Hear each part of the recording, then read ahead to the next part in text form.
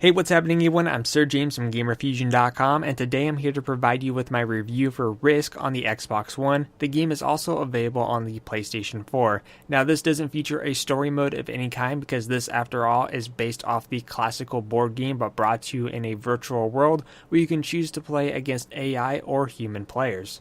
Now, as for the graphics, visually the game has a simple design to it, and this is how I would picture what we would be playing in the near future if we to adapt this kind of technology. But the way it's laid out is that you're playing in a futuristic war room where you have a hologram version of the game board, and as you battle out and roll the dice, you're going to see holograms of tanks and choppers and all kinds of hidden vehicles that appear to start blowing each other up as you become victorious. But like I said, that's pretty much the simple concept, is a hologram version of the board game. You see the battles happen on screen, and that's really pretty much about it, and I just really like how it looks.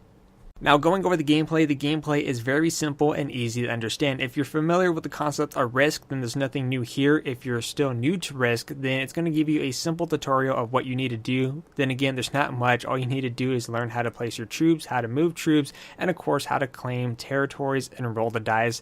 Very easy to understand. Now, in terms of the game modes available, also known as objectives, you have about 3 different ones to choose from. The first one is known as World Domination, where in order to win, you must claim every single territory. However, you can choose to add the ceasefire card, and when the ceasefire card is drawn, whoever has the most territories is going to be declared the winner. The next mode is known as Capitals, and in Capitals, everyone has a capital, which requires 3 or more players, of course, and in order to win this mode, you must claim every single capital on the game board to achieve victory. And while the last remaining mode is known as Secret Mission, in Secret Mission you're going to be giving an assignment such as claiming a specific territory. Once you complete your secret mission, you're going to be the winner. But that's pretty much all there is to it. It's very easy, and of course you have the option to play against the AI opponents, and from there you can choose how you want the AI to be. You want the AI to be balanced between aggressive and a defender. You want the AI to focus as a defender, or you want the AI to be extremely aggressive.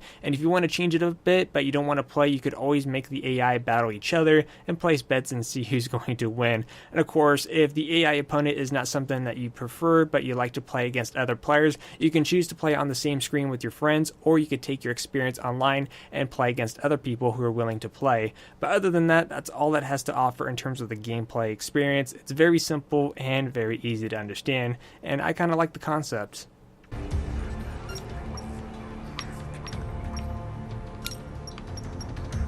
Placement complete. Attack phase. Alright, let's try to take over this area.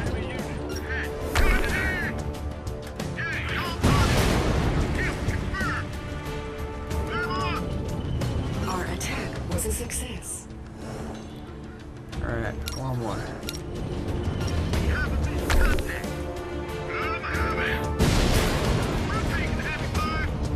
And one more chance, come on. Dang it.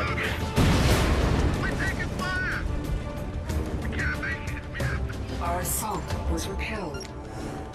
Now, going over the sound portion of the game features a simple soundtrack, nothing too special, but what I do like is the fact that when it comes to the units battling it out, you do have audio clips where you hear the units like they're taking fire or they're cheering every time they win and take over territories, which I thought was really nice. It kind of gives it a really nice tone to it instead of just having it plain. But other than that, simple soundtrack and really nice audio clips. As for the lifespan here is pretty simple, and here is how I break it down. If you love board games, then yes, this is going to have a really good lifespan for you because it's something that you'll pick up every once in a while to play when you're just looking for something to kill some hours with. However, if you're not really into the concept of board games, this is not something that you're going to pick up and play every single day because the matches usually last you about 3 to 4, even sometimes 6 hours depending on the skill level of the players. Now, the way I could see the lifespan increasing for this game instead of having it how it is, if they do incorporate DLC, which I don't know if they will or not, but if they plan to include DLC, what I think would be a really nice addition to this is to include other versions of Risk to add on to the base installment of the game. Versions like the Lord of the Rings Risk, Star Wars Risk, Battlefield, and so on. If they were to incorporate that into the base installment and not overcharge the DLC cost, like maybe have it for about $2 or $3, then this will easily prolong the lifespan and is going to give you variations of risks to choose from as you decide of which one you want to play. If they incorporate that and still keep the online functions for those games, then yes, the lifespan here is going to be greatly increased 100%. But as it stands, it's just a very simple concept, something to play every once in a while, but it's really up to you to determine if this is going to be a good lifespan or not. As for the innovative, was there anything new here? Was this something that we were seeing before? We've seen the board game being adapted into a video game format countless of times, and the only thing that I see different here, instead of keeping it as the modern classic version, here it has a mixture of a futuristic and modern look to it, which is really nice. But other than that, not much has changed. It's going to be following the 2010 rules, but in the end, the only issue I really had with the game is that sometimes trying to connect to online matches will take forever, especially probably due to the fact that not everyone has the game. And the other issue that I ran into is that every so often there tends to be a frame rate drop when the battle tends to commence on the field.